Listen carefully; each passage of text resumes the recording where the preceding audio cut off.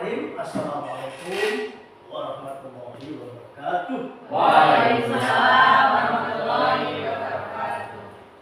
Alhamdulillah, segala puji bagi Allah yang sudah memberikan kesempatan kepada kita untuk bisa hadir di tempat yang insya Allah Tuhan Allah Subhanahu Wa Taala berikan. Pada hari ini saya ucapkan terima kasih kepada rekan-rekan, para guru, para pendidik di SMP Desa Sanggaran yang sudah berkenan hadir pada kesempatan kali ini. Insya Allah beberapa menit ke depan saya akan menyampaikan, mendefinisikan sebuah materi yang sudah disajikan di depan, yaitu tentang membangun budaya positif di sekolah. Perkenalkan, barangkali saya di sini sebagai calon guru penggerak dari angkatan 10 yang dipepetkan atau diberi kemudahan pada kesempatan kali ini untuk mendeterminasikan yang terhormat Bapak Ali Susoyo SPD yang telah berkenan memberikan waktu kepada saya untuk menyampaikan materi tentang membangun budaya positif di sekolah. Nah, selanjutnya, Bapak-bapak, Ibu semuanya, kita akan menuju membangun budaya positif di sekolah. Mungkin kita sering mendengar kata budaya, ya. Tapi pengertian budaya di sini bukan budaya yang kita lihat dari perspektif seni budaya, tetapi adalah sebuah sajian, ya. Sebuah penyajian bagaimana kita bersikap, bagaimana kita membiasakan budaya yang baik, yang positif di sekolah. Selanjutnya akan saya sampaikan kemudian.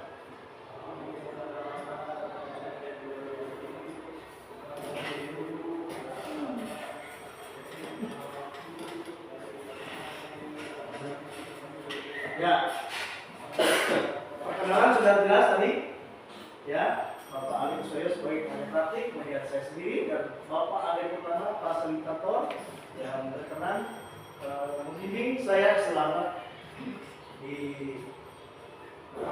bersamai pendidikan guru penggerak.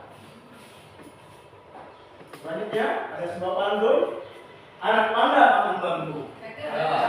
Bambu dibawa naik taksi. Selamat siang Bapak Ibu. Apakah masih konsentrasi? Alhamdulillah. Nah, sebelum ke materi yang lebih jauh, saya ingin memberikan sebuah ice breaking, ya, supaya tidak terlalu jenuh dan terlalu ngantuk. Ice breaking lah. Ya, siap ya.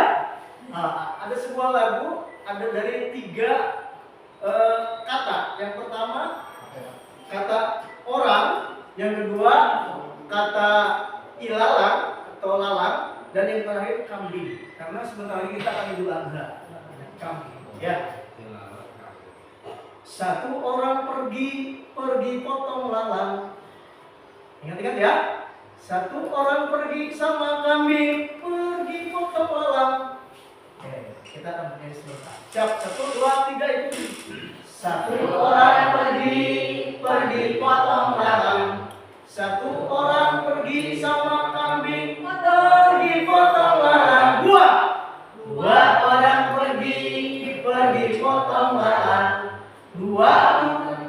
Satu orang pergi sama kambing, pergi potong lalang. Tiga orang pergi potong lalang. 3, 2, 1 orang pergi sama kambing, pergi potong lalang. 4 orang pergi potong lalang. 4, 3, 2, 1 orang pergi sama kambing, pergi potong lalang. Cuk yang berani 5. Berani? Silakan. 5 orang pergi potong lalang. 5 orang pergi. 5, 4, 3, 2, 1 sama orang sama kambing, pergi potong lalang. Kemudian tidak boleh bernapas. Maksudnya jangan terlalu banyak bernapas. 1 kali napas, ya. Sekarang setelah 7 ya. Ya. Mari kita bareng dulu. 6, 1, 2, 3. 6 orang pergi potong lalang. 6, 5, 4, 3, 2, 1 orang sama kambing pergi potong lalang. Salah nanti berdiri ya. Silakan Pak Eko. 7. 7 orang pergi potong lalang. Mundur. 7, 6, 5, 4, 3, 2, 1 Orang pergi sama kambing pergi potong lalang. Berapa? 1, 2, 3. 8 orang pergi potong lalang. 8, 7, 6, 5, 4, 3, 2, 1 orang pergi sama kambing pergi potong lalang. 9 orang pergi potong lalang. 9, 8, 7, 6, 5, 4, 3, 2, 1 orang pergi sama kambing pergi potong lalang. 10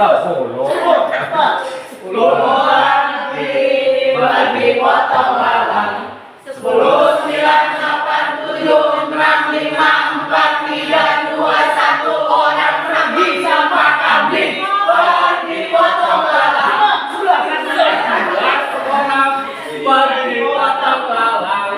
11, 10, 9, 8, 7, 6, 5, 4, 3, 2, 1 orang pergi sama kambing pergi potong lalang.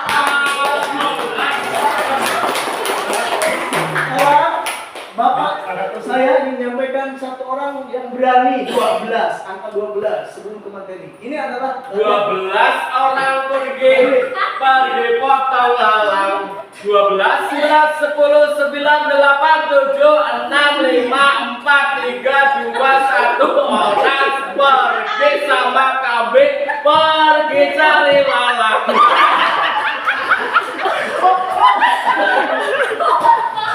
bukan saya. Bagus ya.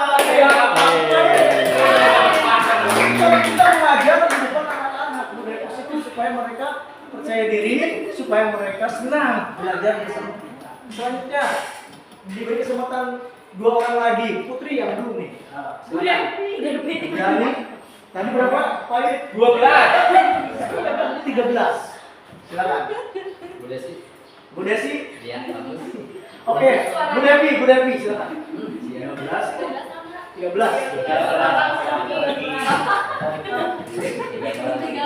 orang pergi potong lalang. 13, 12, 11, 10, 9, 8, 7, 6, 5, 4, 3, 2, 1 orang pergi sama kambing pergi potong lalang.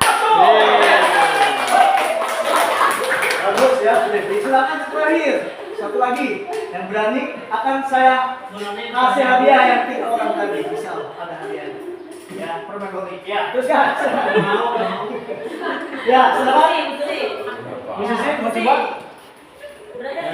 Tuh, 2, 3. 14 orang pergi potong lalang. 14, 13, 12, 11, 10, 9, 8, 7, 6, 5, 4, 3, 2, 1 orang pergi sama kambing pergi potong lalang.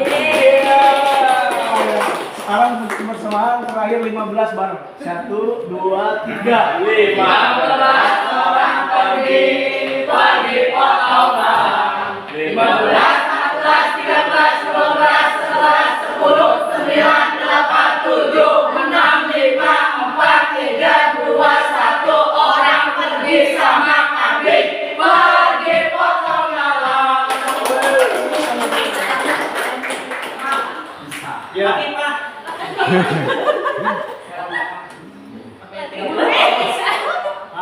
Selanjutnya. Hitam tuh teman. Iya. Iya. Baik. Keluar aja. Sekarang caranya hitam. Tuh mana Tuh, dia? ke atas tuh, atas. Atas kanan bawah. Nah, ke atas lagi. Nah, kita akan menyampaikan latar belakang ya.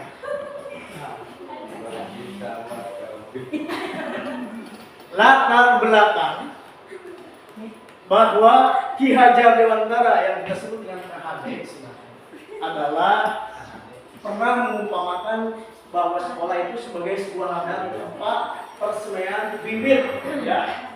Seperti yang kita mengingat para petani di sawah, ya. Mengumpamakan bahwa agar bibit bisa berkembang secara maksimal, maka petani, ya, dapat memperbaiki kondisi tanah, memelihara bibit tanaman, memberi pupuk dan air, membasmi ulat-ulat atau jamur-jamur yang mengganggu hidup bibit tanaman dan lain sebagainya. Latar belakang dari uraian tersebut, kita dapat memahami bahwa sekolah diibaratkan, ya,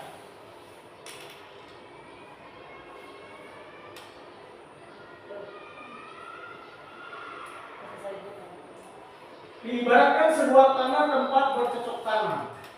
Sehingga guru harus mengusahakan sekolah menjadi lingkungan yang menyenangkan, menjaga, melindungi murid-murid dari hal-hal yang tidak baik. Dengan demikian, karakter murid ditumbuh dengan baik sesuai dengan profil pelajar Pancasila.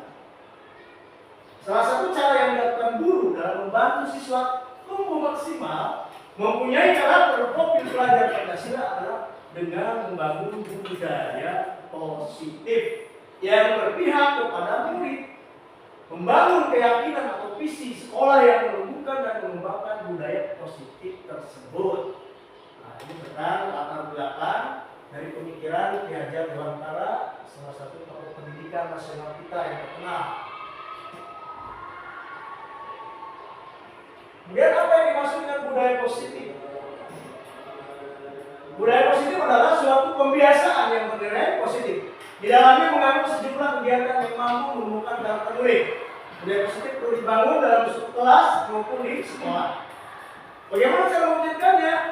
Untuk mewujudkan budaya positif harus dilakukan sejak dini. Mengingat dalam prosesnya membutuhkan waktu yang cukup lama dan konsisten dari setiap stakeholder yang ada.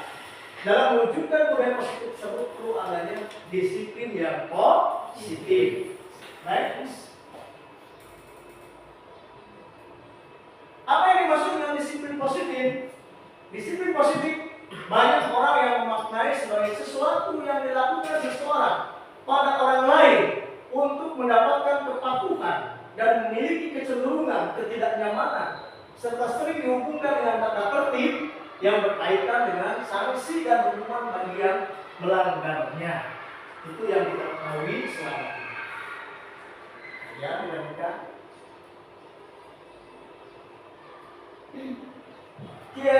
Ki Hajar Dewantara menyatakan bahwa untuk mewujudkan murid yang merdeka, murid harus memiliki disiplin yang kuat yang berasal dari dirinya ataupun berasal dari luar diri. Ya. Adapun definisi kata merdeka menurut Ki Hajar Dewantara adalah mardika iku jarwanya, norakmu lepasing pangreh, uga kuat kuasa aman diri priyaga.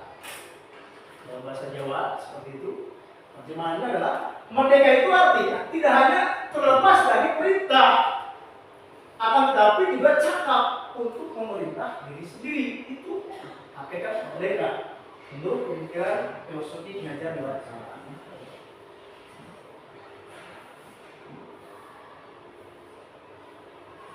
Selanjutnya, dia dosen dalam bukunya Restructuring School Discipline, dia mengatakan menulis untuk menghindari ketidaknyamanan atau hukuman.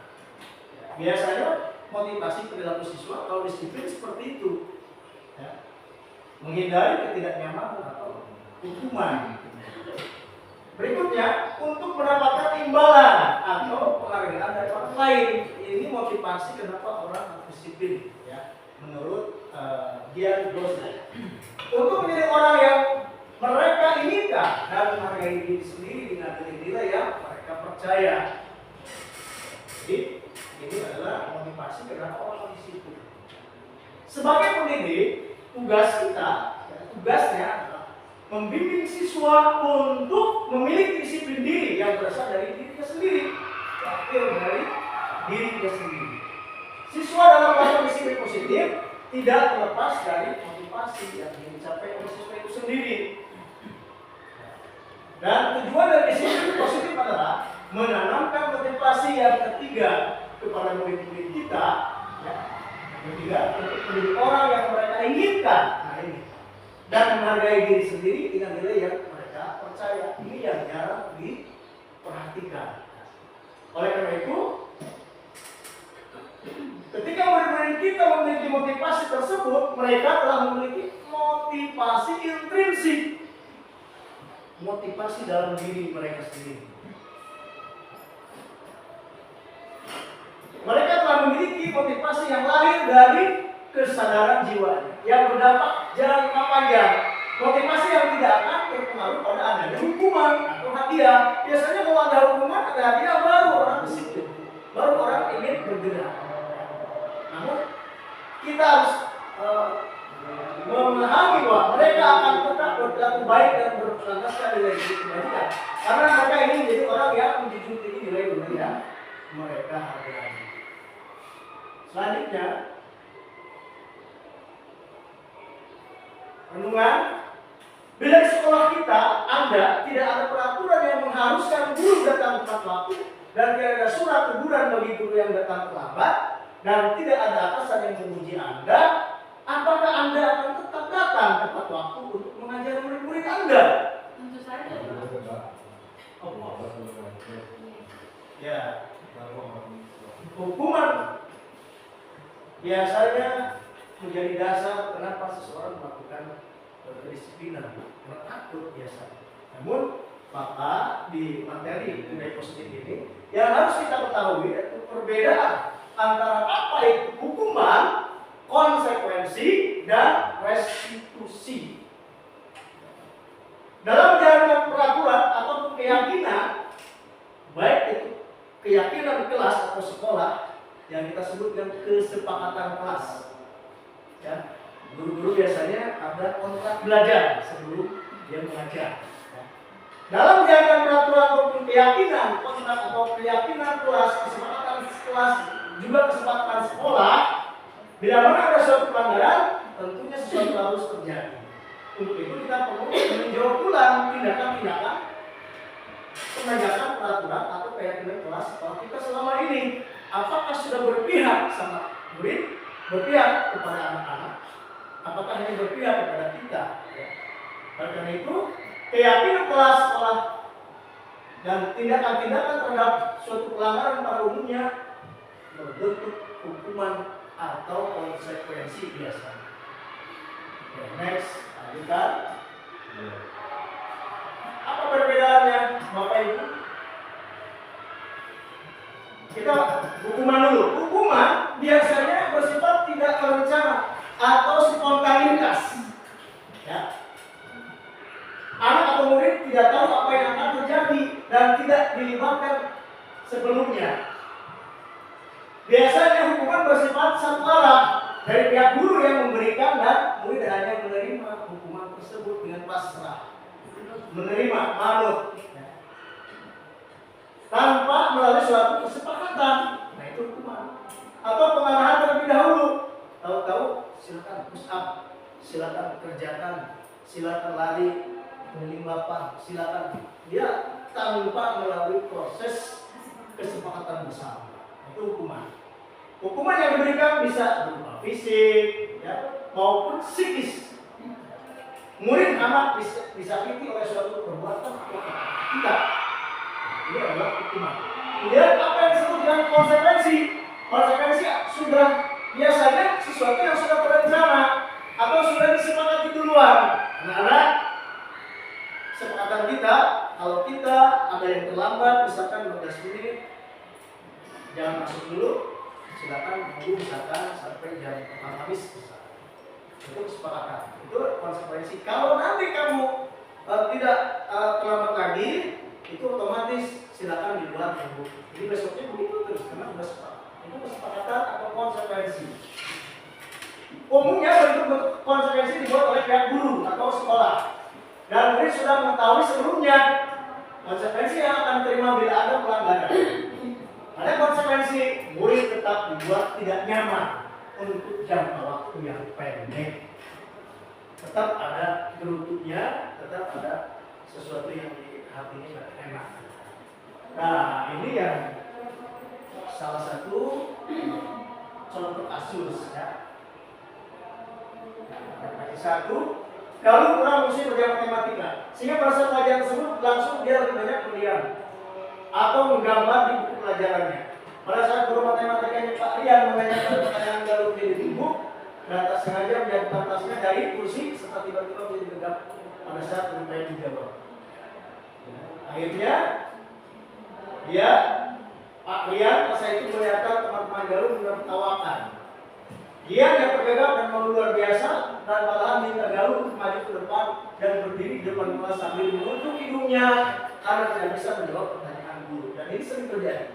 Kelas makin gaduh dan anak-anak pun tertawa melihat galuh di dalam kelas memegang ujung hidungnya. Daya gerak kakinya, yang pegang hidung sampai berdiri sampai ke atas. Dan akhir pelajaran. Nah, ini adalah salah satu contoh refleksi daripada apa kira-kira? Hukuman, ya. Kedua, Ibu Anas, guru kelas 2 SD, mendapatkan masalah. Murid-muridnya tidak bisa tertib berdiri, antri depan kelas, dan selalu berebutan masuk ke dalam kelas atau setelah jam istirahat usai. Ini tentunya sangat mengganggu proses pembelajaran, di mana kelas tidak dapat mulai tepat waktu karena Ibu Anas tidak mengenakan murid-muridnya untuk waktu yang cukup lama.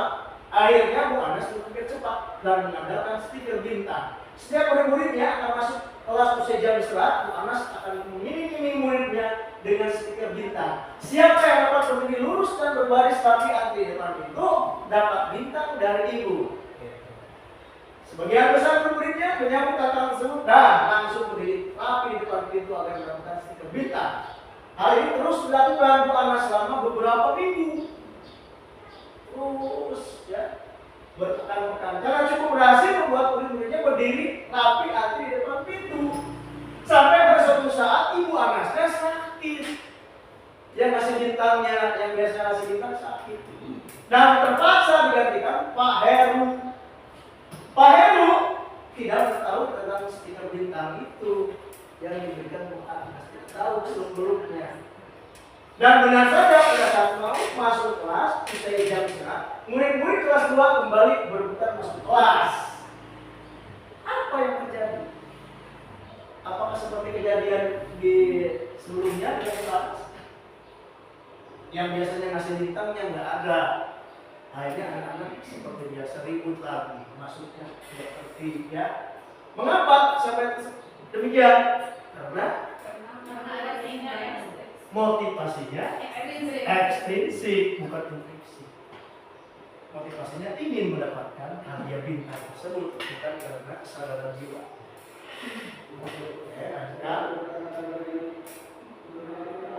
Kemudian di beberapa hal ada yang dihukum oleh penghargaan. Biasanya orang yang dihukum oleh penghargaan, ya, pengaruh jangka pendek dan jangka panjangnya luar biasa. Ada. Sebetulnya dihukum oleh penghargaan karena terus diiming-imingi dengan yang kita harapkan tadi, hadiah. Penghargaan itu tidak efektif. Ya, ini menurut beberapa ahli pendidikan setelah dijadikan sebuah penelitian dan praktek. Kemudian biasanya penghargaan itu bisa merusak hubungan guru dengan murid karena ketika dia tidak dikasih lagi, mungkin dia akan mencari guru lain yang bisa. Selanjutnya, penghargaan bisa mengurangi ketepatan. Penghargaan juga bisa menurunkan kualitas. Karena niatnya sudah bukan lagi kepada kualitas, tapi kuantitas biasa. Penghargaan mematikan kreativitas biasa. Ini beberapa hukum dalam penghargaan. Lihat, penghargaan bisa menghukum para pelakunya jangka panjang. Kalau aku nggak dikasih begitu, aku akan begini.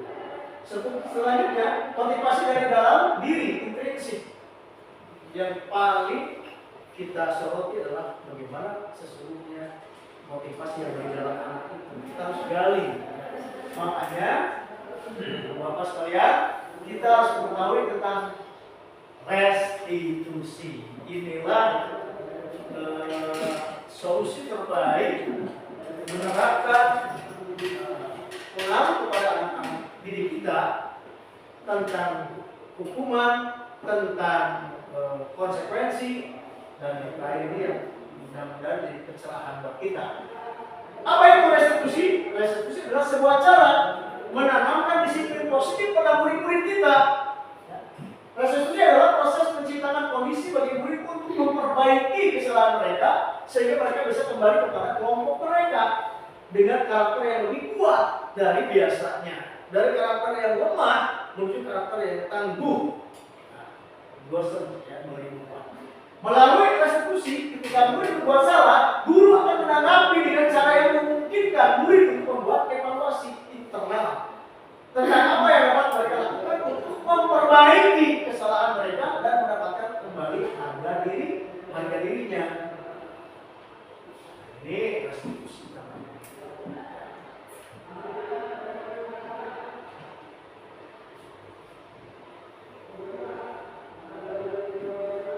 Selanjutnya tentang restitusi.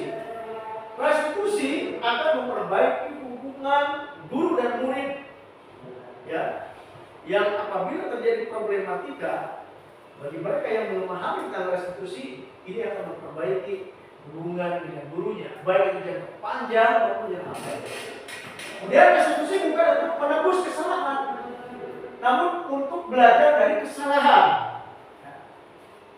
Restitusi menuntun untuk melihat ke dalam diri, ya, bukan ke luar diri. Restitusi adalah tawaran, bukan paksaan. Restitusi mencari kebutuhan dasar yang mendasari tindakan. Kemudian restitusi fokus pada karakter, bukan kepada tindakan anak. Dan restitusi menguatkan jiwa mereka. Dan restitusi juga fokus pada solusi, bukan kepada mencari masalah lagi.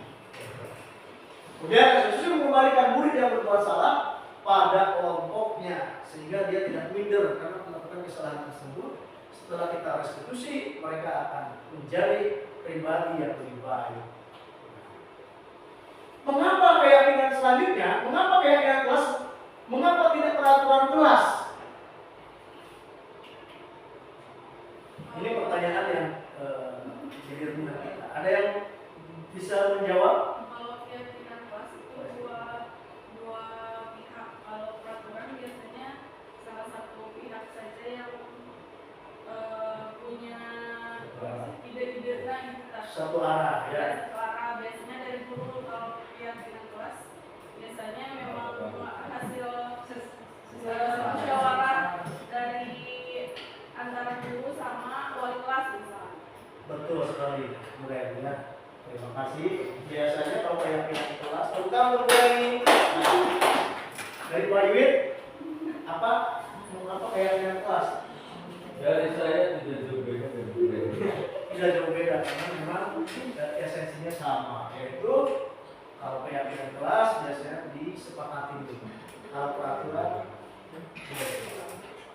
Bapak, Sebenarnya keyakinan kelas itu berawal dari restitusi dari orang guru. Karena memang kita lihat guru itu kemudian tidak menerapkan mereka itu akan keyakinan kelas, terutama siswa akan melihat gurunya dia begitu. Salah satunya misalnya kita memberikan motivasi kepada anak tadi sebagai koneksi, kemudian tidak memberikan keyakinan pada siswa tersebut, dan kemudian tidak menjadi peraturan kelas. jadi ada kolaborasi Motivasi dari seorang motivasi guru ya. kemudian memberikan Keinginan anak yang contoh lah kalau misalnya. Nah ini Kemudian memberikan contoh sehingga nanti contoh itu akan diikuti dan akan muat jadi sebagai peraturan dirinya di kelas. iya. Sekarang itu banyak dari Betul. guru tidak mengerti apa sih seorang guru itu ya harus seperti apa. Oleh karena itu kita sedang membahas sesuatu yang mudah-mudahan menjadi pencerahan kita di dalam praktek mengajar kita sehari-hari. Oke, lanjutkan ya, boleh? Oke, kita lanjutkan. Menurut Gosen 1999 Suatu keyakinan akan lebih memotivasi seorang dari dalam atau motivasi secara intrinsik. Ya, seseorang akan lebih tergerak dan bersemangat untuk menjalankan keyakinannya daripada hanya sekedar mengikuti serangkaian tampilan. Biasanya murid-murid pun demikian. Mereka perlu mendengarkan, mendalami tentang suatu keyakinan daripada hanya mendengarkan peraturan-peraturan yang mengatur mereka harus berlaku begini atau begitu. Tidak kaku, ya, Bapak. Nah ini salah satunya.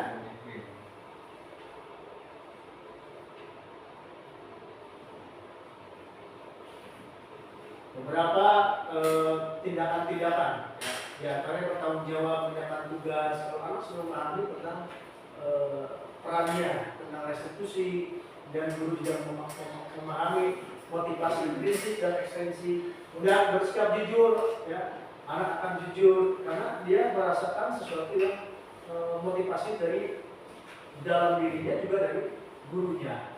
Menjaga kebersihan bersama, ya. Kemudian bersikap sopan dan menghormati guru, membantu teman yang membutuhkan, hidup rukun dengan teman. Beberapa efek dari restitusi yang baik atau budaya positif yang baik kita laksanakan di sekolah. Kemudian selanjutnya, ini ada pertanyaan, Ibu Bapak. Ibu Siti, guru wali kelas 7 di SMP Negeri 1 Pangandaran, sedang bingung menghadapi ulah salah satu murid di kelasnya. Namanya Kensin.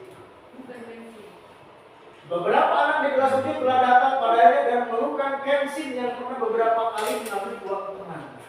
Jika Anda menghadapi situasi seperti Ibu Siti, apa yang akan Anda lakukan? Menurut Anda, kira-kira apa alasan Kensin melakukan hal tersebut?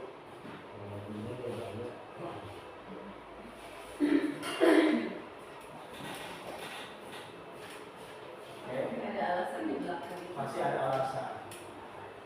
Kita akan belajar tentang kebutuhan dasar manusia.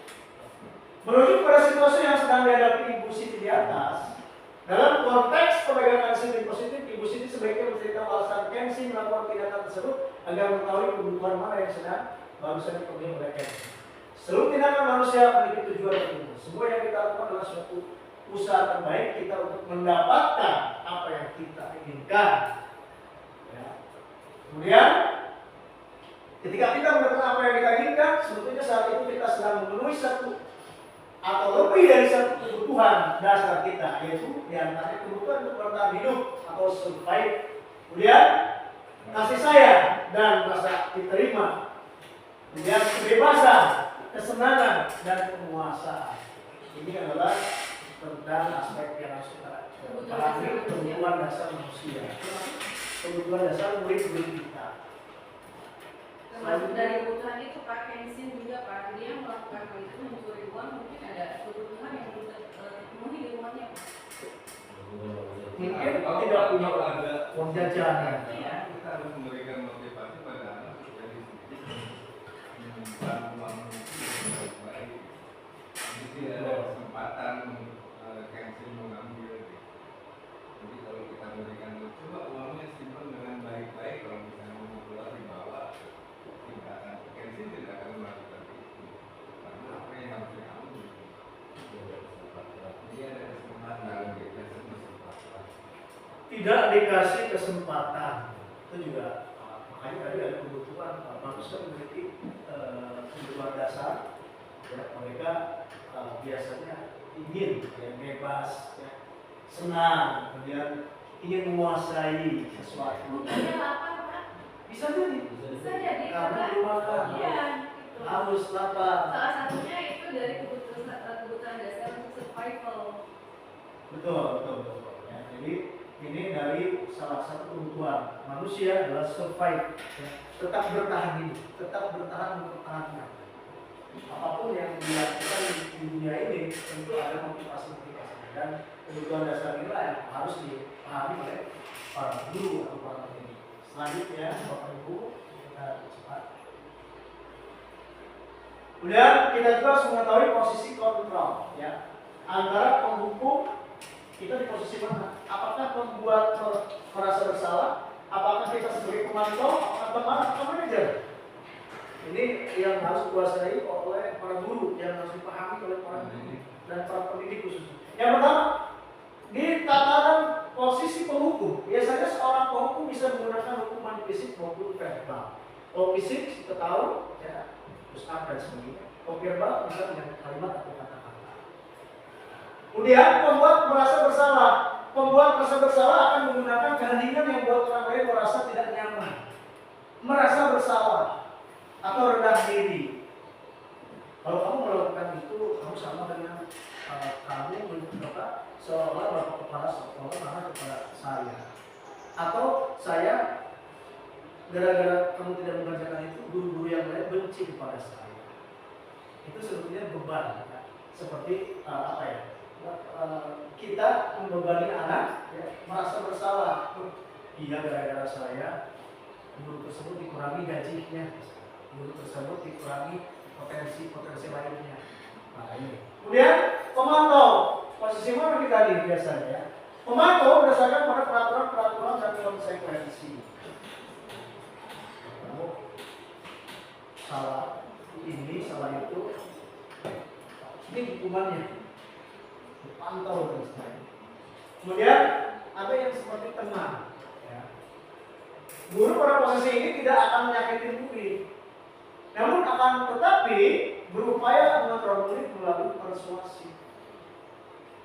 Dia akan seperti CS teman, sehingga lama-lama terkadang anak-anak itu akan dia menjadikan murid sebagai teman dekat secara ini, dia bisa seperti temannya, tidak ada rasa hormatnya biasanya, karena dia merasa sebagai teman. Kamu CS berapa? Masa Bapak ya seperti itu. Nah, lama-lama kan bahasa lain bisa jadi menjadi.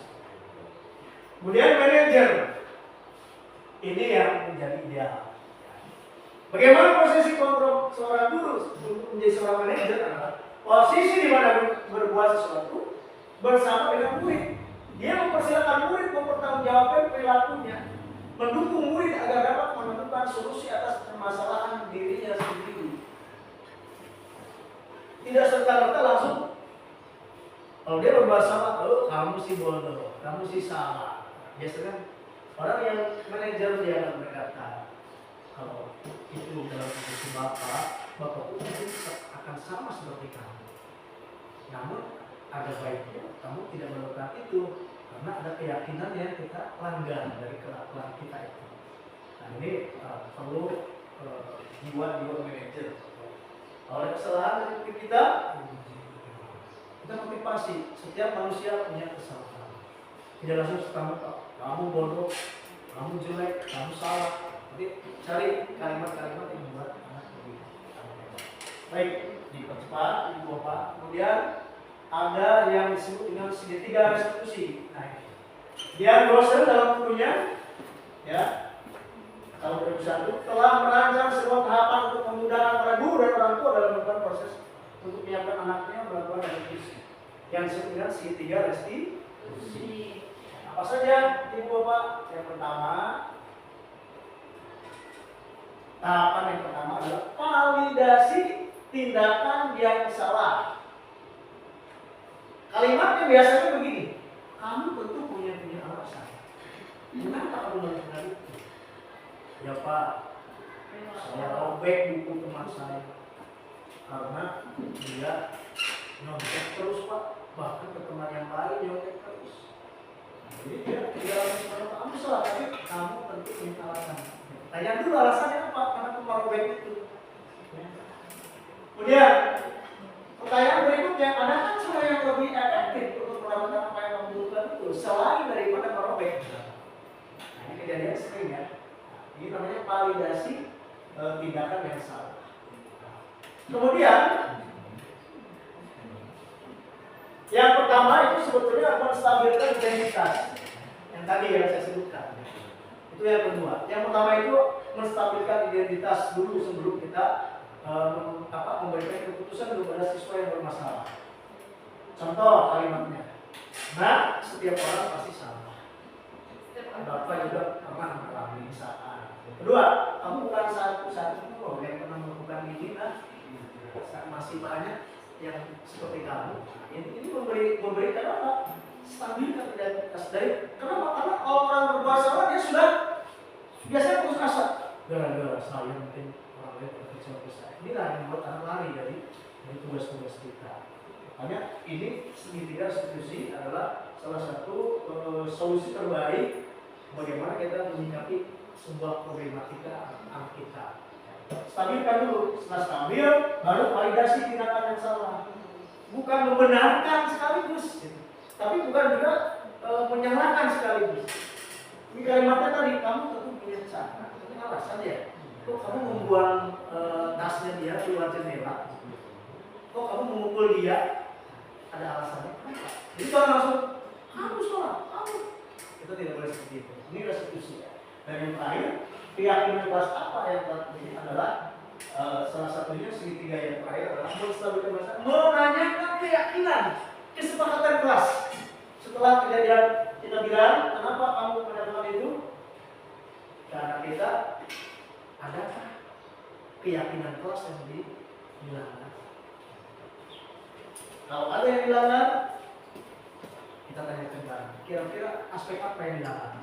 Iya Pak, saya tidak menghormati teman, saya tidak bertanggung jawab, saya tidak. Nah, ini yang disebut dengan proses ketiga, restitusi, pendekatan bagaimana menyelesaikan sebuah konflik atau masalah anak-anak kita di sekolah. Oke, Bapak Ibu, dari yang ini silakan ada yang mau bertanya tentang semua yang ada dari materi yang saya sampaikan. Silakan. Pak Indra, silakan Pak. Nah, ada pertanyaan mungkin pernah ada satu kasus di sekolah. Silakan Pak Indra. Ada pertanyaan? Bu Betty, barangkali silakan.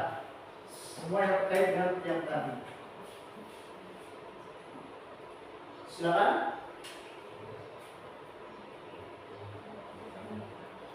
Kembali bahwa segitiga restitusi ini memiliki keunikan. Ya. Yang pertama, menstabilkan identitas anak. Maksudnya adalah dari identitas buruk atau identitas jelek, identitas salah, identitas yang gagal, ya, kita validasi, ya. Stabilkan dulu, kita stabilkan dulu supaya dia identitas yang jelek atau buruknya menuju identitas yang sukses atau baik. Pak, saya mau bertanya Pak. Boleh silakan. Sebelum kita melakukan sebuah budaya positif, melakukan sebuah kedisiplinan di kelas, kita kan patut membuat sebuah keyakinan kelas ya Pak ya? Betul. Nah, contoh-contoh untuk membuat keyakinan kelas itu kata-katanya seperti apa saja sih Pak? Kan ada, apakah boleh menggunakan kata-kata yang negatif gitu Pak? Kata-kata yang negatif itu dengan menggunakan kata jangan. Ya, biasanya bagus pertanyaannya. Terima kasih ya. Prosedur buat berani tepuk tangan dong. Pertanyaan yang kita sering berpikir lama karena menyusun keyakinan kelas, kesepakatan kelas itu jangan menggunakan kalimat atau kata yang bertendensius atau kata-kata atau kalimat yang kurang tepat di psikologi anak kita. Ya. Biasanya kalau dengan kata jangan, ini sebuah apa ya? Anak-anak nggak senang kalau terlalu banyak. Biasanya boleh atau tidak Pak? Misalkan seharusnya. Kan kadang-kadang kita selalu membuat kalimat yang membuat anak kita tegang dan takut belajar. Dilarang. Nah, makanya seorang guru yang baik dia harus membuat sebuah formula untuk anak-anak kita, kalimat-kalimat, diksi-diksi yang baik yang membuat anak kita lebih percaya diri. Begitu Breni. Contohnya Ya, kita buat kalimat yang membuat mereka lebih percaya diri. Contohnya Pak, bisa apa? Pak itu barangkali ada pengalaman di selama mengajar, silakan Pak Ibu. Membuat kalimat apa yang ya silakan Bu. Biasanya kan dilarang membuang sampah sembarangan.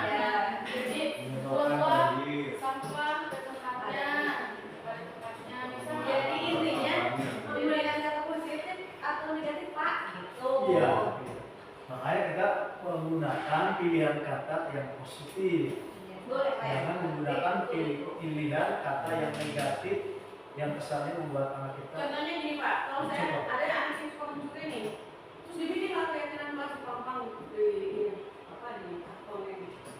Terus dibilang dilarang mencuri, apa itu elok Pak? Dilihatnya. Betul. Itu mungkin maksudnya jangan seperti itu. Jangan seperti itu. Nah, saya gimana Pak? Redaksinya gimana Pak? Iya, makanya saya ingin kita hidup diskusi kita. Silakan, ada nggak yang bisa menjawab pertanyaan beliau? Ya, nggak boleh. Apa itu mah? Tidak boleh karena ada apa gitu? Ada larangnya. Si dilarangnya misal diganti menjadi Biasanya ambil uang dari ya.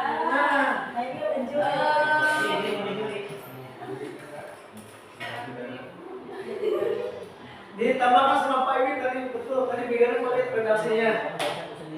Biasakan mengambil uang dari sendiri. biasakanlah Budaya jujur. jujur. Nah, itu kalimatnya. Biasakanlah budaya 5S. Salam, Senyum, sapa, sopan, sapa, sopan, santun. Kalimat biasakan. Ini kan ada kita itu sering menilai afektif dari sikap. Tapi kan kenyataannya tidak. Kita menilai sikap baik-baik semuanya. Iya. Itu benar-benar mempelajari afektif itu. Yang nilai Pak. Tapi itu Ada masalah. santun, ada dan sebagainya. Ya, kalau Kadang-kadang kita sebagai orang awam, terpatok sama yang namanya. Iya, padahal itu kata-kata itu luar biasa loh. diksi ya Pak, pilihan kata kepada anak-anak kita harus bisa memilah ini. Ada guru bahasa Indonesia di sini ya. Pak Pandu, bagaimana menurut Pak Pandu tentang pemilihan kalimat atau kata dalam keyakinan kelas? Apakah yang tadi disampaikan Bu Reni, ya, apakah pas kalimatnya atau Pak Idin pas kalimatnya? Ada masukan barangkali Pak Pandu? Kata-kata dari berani sama Pak Ibu cukup. Iya. Dari pandangan Pak Iwit yang tadi biasakanlah. Itu lebih elok daripada dilarang atau kalimat-kalimat yang tidak boleh. Baik, itu permasalahan yang tentang bagaimana tahapan segitiga diskusi. Barangkali ada yang menemukan Bertanya Pak tentang disiplin positif. oleh Disiplin positif itu kan harus lahir dari diri motivasi dan Jadi prinsip kita. tidak ada istilah sama atau hukuman baru melaksanakan itu biasa teknologi supaya bisa sampai ke sana. Ya. Di sekolah kayak disiplin pakaian, rambut dan sebagainya itu harus ada radio dan sebagainya. Ya, Contoh dari guru. ya bagaimana? Berarti how ya? Bagaimana tindakan kita? Nah, seperti apa apabila kita akan menegakkan disiplin? Makanya bagi guru-guru yang sedang proses ya, belajar ataupun kita memang adalah manusia yang sedang proses belajar sepanjang hayat, dalam menegakkan disiplin tentu yang pertama harus dilihat adalah self, diri kita. Dalam bahasa yang kita kenal di agama disebut ibda binafsika, kembali pada diri kita. Maka dengan motivasi intrinsik kita apa? Betul. Apakah tindakan disiplin kita karena hadiah atau karena takut hukuman? Kalau kita karena dilakukan dengan kesadaran diri kita bahwa disiplin itu memang tidak enak. Tapi kalau kita tidak disiplin lebih tidak enak. Artinya menerapkan disiplin bukan disiplin mati. Disiplin mati adalah disiplin yang karena hukuman atau sesuatu yang diharapkan. Tapi karena kesadaran murni dari jiwa kita. Nah, begitu Pak Ibu? Itu juga ada peran dari wali kelas. Betul, Pak. Wali kelas itu perannya luar biasa. Makanya karena disebut orang yang menjadi wali kelasnya. Mengontrol kenapa Oleh sakitnya, kenapa apa-apanya, kenapa kalau bisa berbuat Ya, itu makanya harus diadakannya restitusi, nanti Pak. akan lihat nanti disiplin itu akan tercapai kalau misalkan sebelumnya. Makanya kalau kita melihat materi yang tadi, pentingnya penerapan segitiga restitusi. Coba untuk mengingat kembali, mereview kembali apa yang disampaikan, kita simpulkan ya, bahwa kita harus berdisiplin positif, membudayakan disiplin positif. Kemudian kita harus tahu bahwa dalam 3 karakter dalam disiplin ini. Pertama, untuk kita sebagai guru misal, apakah sebagai penghukum, ya, apakah menjadi seseorang yang pandai membuat anak kita merasa bersalah, apakah karena kita menerapkan disiplin itu karena memang lahir dari motivasi intrinsik kita. Barangkali Pak, bisa Apa? dipraktekkan nggak Pak? Kalau merestitusi Pak, contohin Pak. Oke. Ya, kalau gitu, Baik, saya ingin menyampaikan sebuah simulasi ya untuk sebuah sampel daripada restitusi.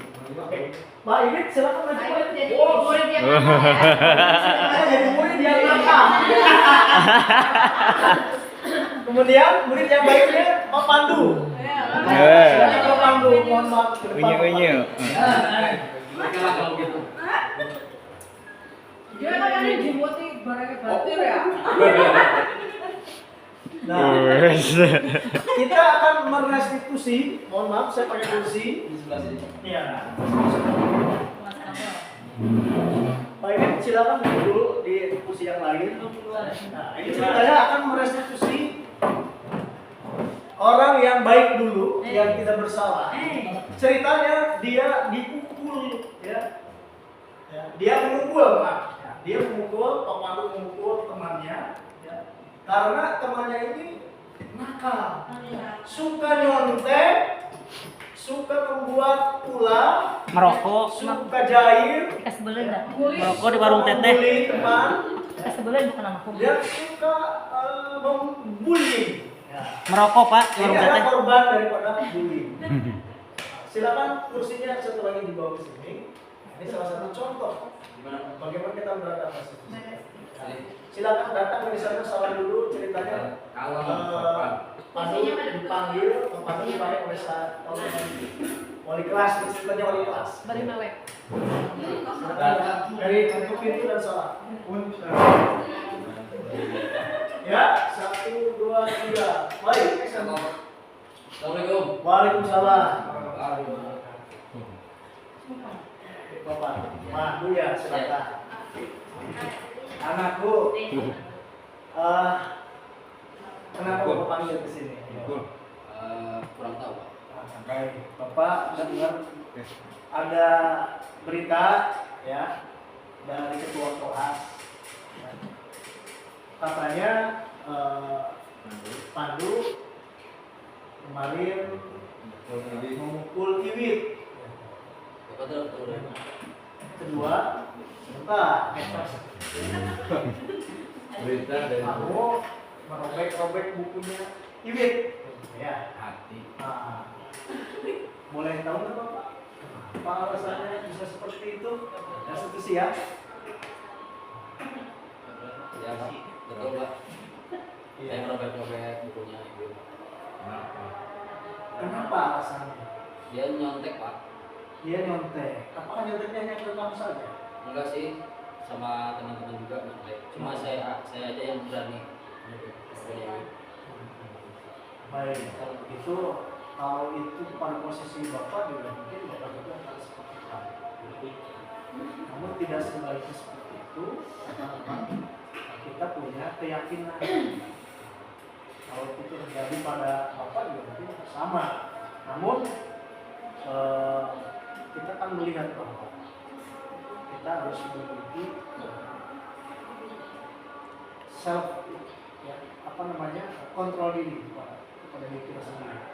Nah, terus setelah yang itu, apa yang dilakukan oleh Pandu selain merobek Merobek saja Pak.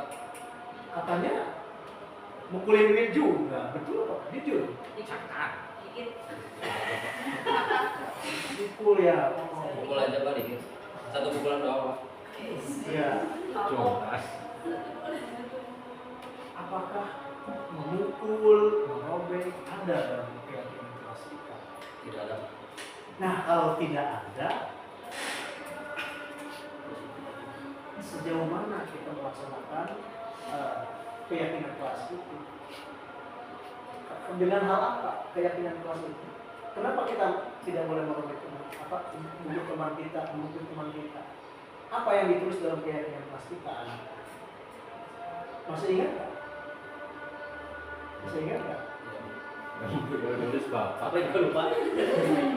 Memukul teman kita. Oh, juga lupa.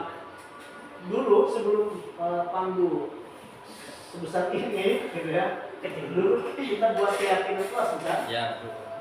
Adakah yang pentingnya di antara keyakinan kelas kita harus Saling apa? saling Saling menghargai. menghargai. Apakah dengan memukul teman kita, dengan merobek kertas teman kita, itu menghargai? Tidak. Kalau begitu, ada keyakinan kelas yang kita lakukan. Betul. Selanjutnya, menurut Anda, bagaimana cara Pandu menyelesaikan masalah ini supaya Pandu tenang, enak, ketemu dengan Wiwit, tidak malu atau tidak segan, ketemu orang lain yang temannya Wiwit tidak akan takut dengan diri yang kira-kira apa tindakan selanjutnya? Mungkin kita ngobrol aja di sini dulu Pak. Bagaimana masalahnya, menyelesaikan masalahnya. Ya, ya. Berarti Bapak juga sebagai kelas ingin lebih jauh mengetahui langsung. Selain berarti solusi apa yang harus Pandu lanjutkan supaya tidak terjadi seperti kemarin? Ya mungkin dari IWT juga Pak, kan itu mencontek juga kan tindakan yang kurang terpuji. Ya mungkin Bapak bisa ngobrol sama IWT bahwa menyontek itu Ya, itu tugas Bapak selanjutnya. Oh, makan dulu nih. Tugas dari Ini datang, saya gua baca. selanjutnya adalah jangan terpengaruh dengan hawa nafsu emosi. Ya, secara sedikit pukul dan sebagainya. Ya, terima kasih ya anakku ya. Bisa dipertemukan. Mudah-mudahan Pandu bisa semakin tetap semangat belajar, bisa semakin menahan emosi dan terus lebih baik lagi di masa yang akan datang. ya. Terima kasih anakku. Silakan. Bisa Pak. Ya, sekarang selanjutnya yang terakhir. Restitusi untuk teman yang kedua, yang kedua.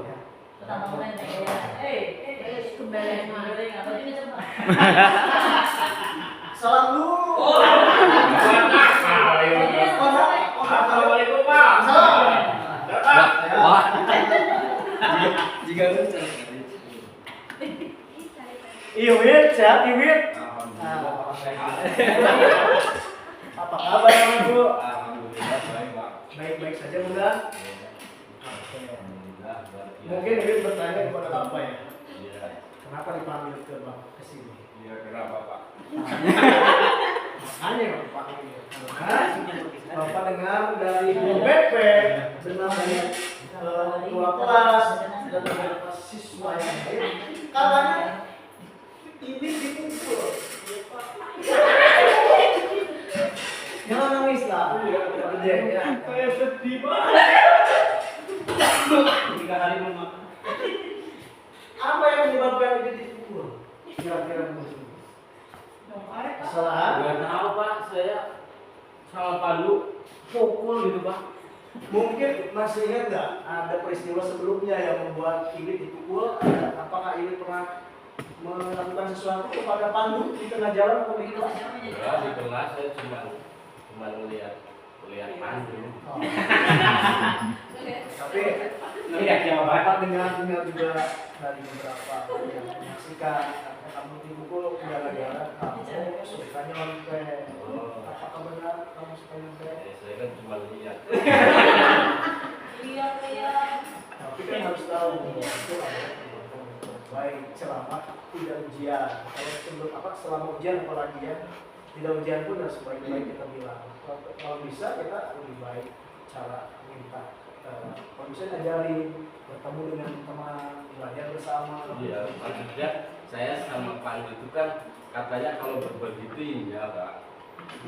Nah, selain itu yang kejadian kemarin, Bapak juga melihat buku catatan dari beberapa guru. Ternyata event ini jarang masuk sekolah pas hari Senin.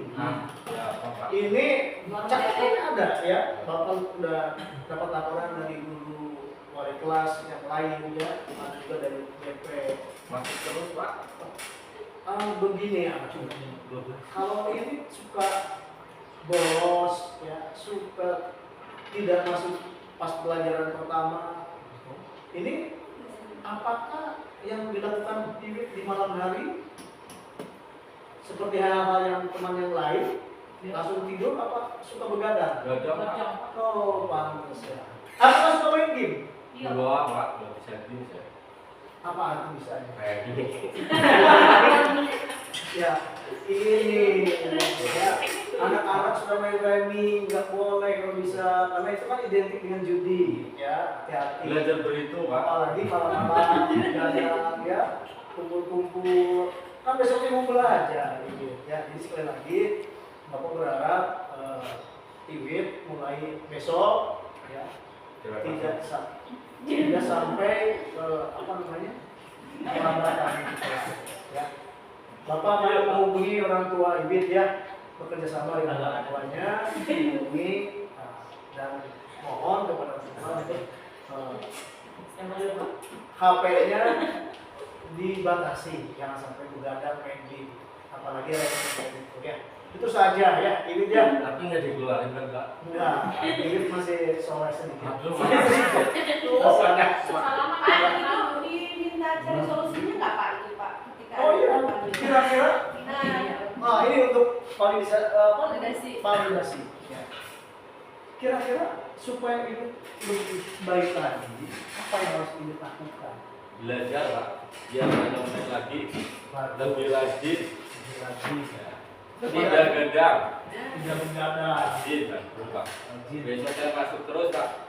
Kemudian sesama teman jangan saling Jangan saling dendam, dendam, benci, bully. dan ya kurangi lah hal yang membuat Iwit bisa buat tidak nyaman di sekolah. Itu saja dari Bapak ya. Semoga Iwit lebih baik di masa depan. Pak itu tapi Pak, itu kan saya bully karena suka jelek-jelekin muka gitu. Itu beda lagi. Tidak salah saya. Kita bahan sama. Iwit harus ngaca. Ya, itu contoh ya. Yang terakhir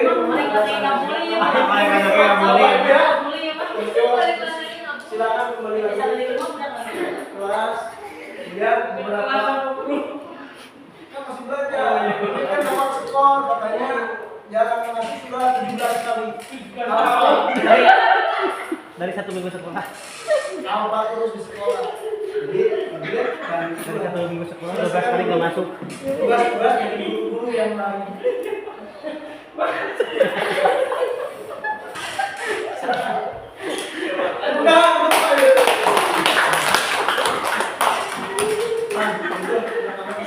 Menunggu bapak-bapak, mohon maaf ya. Baik.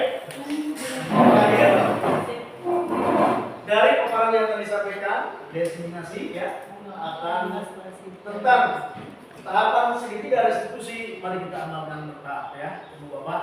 Kemudian tentang bagaimana kita menjadi pengontrol, apakah sebagai penghubung, apakah sebagai manajer ya. Manajer itu akan lebih bijaksana ya kepada anak-anak kita. Tanyakan dengan segitiga restitusi.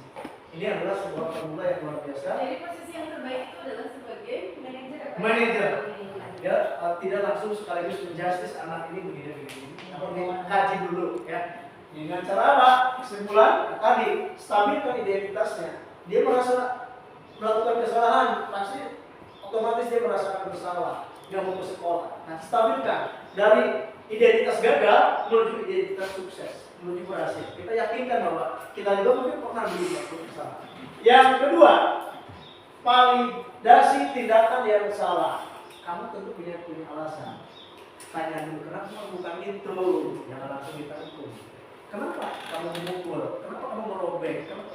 Setelah tahu alasannya, oh pantas kamu memukul karena Iwit ngolok-olok nama orang tuanya Pandu misalkan. Nah kita harus tahu itu. Yang terakhir kita akan menanyakan kesepakatan keyakinan kelas yang pernah kita sepakati. Kalau kamu begini, ini konsekuensinya begitu. Nah itu bagaimana sebagai seorang guru adalah sebuah formula atau pencerahan baru agar kita lebih bijaksana dalam menghadapi siswa-siswa. Semuanya Bapak dan Ibu yang saya hormati, demikian paparan saya tentang budaya positif, ya, diseminasi budaya positif di lingkungan sekolah. Semoga apa yang disampaikan bermanfaat dan bisa kita realisasikan, implementasikan dalam kehidupan kita sehari-hari sebagai pendidik. Terima kasih. Bunga mawar, bunga selasih. Warnanya cerah tiada duanya. Cukup sekian dan terima kasih. Saya harap tidak ada yang bertanya lagi. Sudah ada Pak dari tadi. Bila itu saya. Wassalamualaikum warahmatullahi wabarakatuh.